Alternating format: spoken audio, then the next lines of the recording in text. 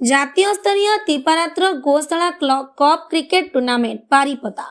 ମୟୂରଭଞ୍ଜ ଜିଲ୍ଲାର ସଦର ମହକୁମା ବାରିପଦା ସ୍ଥିତ ତୁଳସୀ ଚଉରା ଦୁର୍ଗାପୂଜା ପଡ଼ିଆ ବା ଗୋଶାଳା ପଡ଼ିଆରେ ଫ୍ରେଣ୍ଡସ୍ ୟୁନିୟନ ଓ ଶ୍ରୀ ଦୁର୍ଗା ସ୍ପୋର୍ଟିଂ କ୍ଲବ ଆନୁକୂଲ୍ୟରେ ଆୟୋଜିତ ହେବାକୁ ଥିବା ଦ୍ୱିତୀୟ ବାର୍ଷିକ ଜାତୀୟ ସ୍ତରୀୟ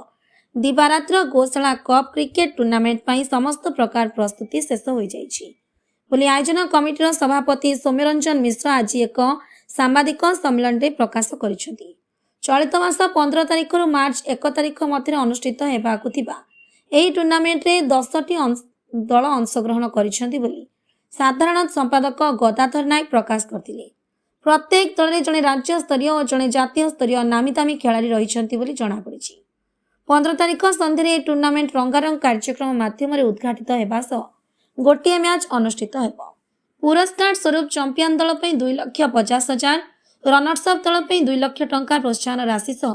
ଟ୍ରଫି ଏବଂ ମ୍ୟାନ୍ ଅଫ୍ ଦି ସିରିଜ୍ ପାଇଁ hero bike, man of the match, final ପାଇଁ ସାଇକେଲ, ଶ୍ରେଷ୍ଠ ବ୍ୟାଟ୍ସମ୍ୟାନ୍ ପାଇଁ ୱାସିଂ ମେସିନ୍, ଶ୍ରେଷ୍ଠ ବୋଲର ପାଇଁ ଫ୍ରିଜ୍ ସହ ଅନ୍ୟାନ୍ୟ ଆକର୍ଷଣୀୟ ପୁରସ୍କାର ରହିଛି ବୋଲି କମିଟି ପ୍ରକାଶ କରିଛନ୍ତି। ଗୋମାତାକୁ ପ୍ରାଧାନ୍ୟ ଦେଇ ଏଭଳି ଏକ ଟୁର୍ଣ୍ଣାମେଣ୍ଟର ପରିକଳ୍ପନା କରାଯାଇଛି ବୋଲି ସଭାପତି ଶ୍ରୀ ମିଶ୍ର ପ୍ରକାଶ କରିଥିଲେ। ଏହିପରି ଟୁର୍ଣ୍ଣାମେଣ୍ଟ ଦ୍ୱାରା ଯୁବ ଖେଳାଳିଙ୍କ ପ୍ରତିଭାର ବିକାଶ ସହିତ ନିଜର ପରିଚୟ ସୃଷ୍ଟି କରି ରୋଜଗାରକ୍ଷମ ହୋଇ ସ୍ୱାବଲମ୍ବୀ ହୋଇପାରିବେ ବୋଲି ସଭାପତି ସୌମ୍ୟରଞ୍ଜନ ମିଶ୍ର ନିଜର ମତବ୍ୟକ୍ତ କରିଛନ୍ତି। ଯୁବ ପ୍ରତିଭାର ବିକାଶ ଓ ଜଣେ ଭଲ ଖେଳାଳି ତାର ନିଜର ପରିଚୟ ସୃଷ୍ଟି କରିପାର, ଏହା ଏକ ପ୍ରକାର ଏହି ଟୁର୍ଣ୍ଣାମେଣ୍ଟର ପ୍ରୟାସ। ସୌମ୍ୟରଞ୍ଜନ ମିଶ୍ର ଏକାଥରରେ ଜଣେ ସମାଜସେବୀ, ରକ୍ତଦାତା, ଯୁବ ସଂଗଠକ,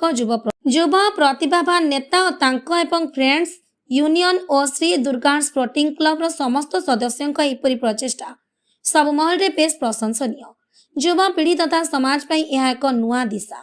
ଗଦାଧର ନାୟକ ଓ ଗଣମାଧ୍ୟମ ସହ ସଂଯୋଜକ ଗୌତମ ଦାସ ସ୍ୱାଗତ ଅଭିଭାଷଣ ରଖିଥିବା ବେଳେ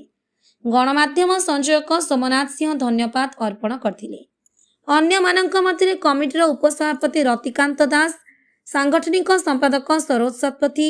ମୁଖ୍ୟ ସଂଯୋଜକ ସୁଦର୍ଶନ ପାତ୍ର, କୋଷାଧ୍ୟକ୍ଷ ଶ୍ରୀକାନ୍ତ ପାରିକ, ସହ କୋଷାଧ୍ୟକ୍ଷ ସନ୍ଦୀପ ମୌଳିକ ଓ କମେଣ୍ଟର କେ ପଙ୍କଜ ମହାକୁଡ଼ ଉପସ୍ଥିତ ଥିଲେ। नाम सौम्यरंजन मिश्र, गोशाला कप परिवार सदस्य। देखो गोशाला कप हूँ आम सनातन धर्म गाई को सम्मान जनित गोटे प्रत्येक पिला माँ क्षीर पर जब क्या क्षीर पाई लालन पालन बढ़ी से गोमाता क्षीर तो गोमाता सम्मान उद्देश्य गोमाता स्मृति उद्देश्य स्मृति नुहे गोमाता को गोमाता विषय आजिकल जो दुनिया प्रत्येक लोग जाने उद्देश्य हूँ टूर्णामेंट। देखो आप ड्यूज बॉल खेल गोटे विश्व बर्तमान चाहिदा रही तो किंतु ड्यूज बॉल हूँ गोटे व्ययबहुल हूँ खेल जो तार गोटे बॉल दाम बहुत रही, बैटर दाम बहुत रही। तेणु गाँ गहली छुआ मैंने रबर बॉल खेली था जोटा कि आम टेनिस बॉल कहूँ तो से पिला गोटे घर लोक कहते ये तो टेनिस बॉल खेल कौन कैरियर अच्छी कौन ना कि विगत आम किसी दिन तले गोटे इंडियन स्ट्रीट प्रीमियर लीग गला जो कि प्राय तो पिला 20 लाख 25 लाख 30 लाख बिक्री होती जो रबर बॉल खेल था टेनिस बॉल खेल था तो से लेवल खेल जदि आम गोटे जातीय स्तर हो पार्टी अनुकरण करी से फर्माट में आम गोशाला कप नाम देकी गोटे बड़ टूर्णामेंट कर जाऊँ जार टूर्णामेंटर नाम हूँ गोशाला कप जो आमर प्राय पाखापाखि 17 लाख टका बजेट्र खेल रही जो आम हाएस्ट पिला जो हीरोक सिंह अच्छा सी 29,300 टकर बिक्री होती तलक 19,800 19,600 15,000 14,000 पिला बिक्री होती यही खेल दिन आम चिंता करूँ केमती गोटे आसो गोटे जातीय स्तर खेल हम एथर जातीय स्तर पिला आसुँचर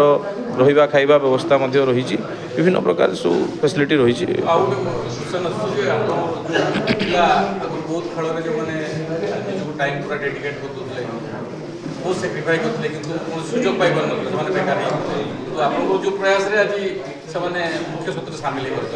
हाँ देखु बहुत जमी बण मल्ली बणरे फुटिकी तले पड़ जाए सेमती सुजोग पाऊन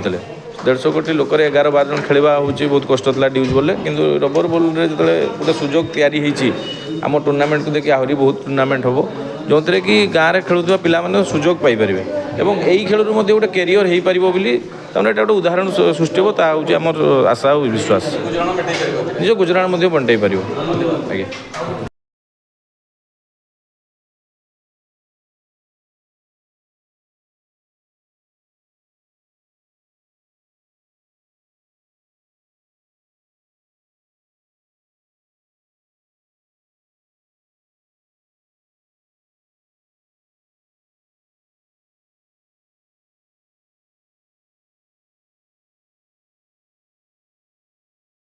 ବାରିପଦାରୁ ଗୌର ଦାସଗିରିଙ୍କ ରିପୋର୍ଟ ଫାଷ୍ଟ ନ୍ୟୁଜ୍ ଓଡ଼ିଶା।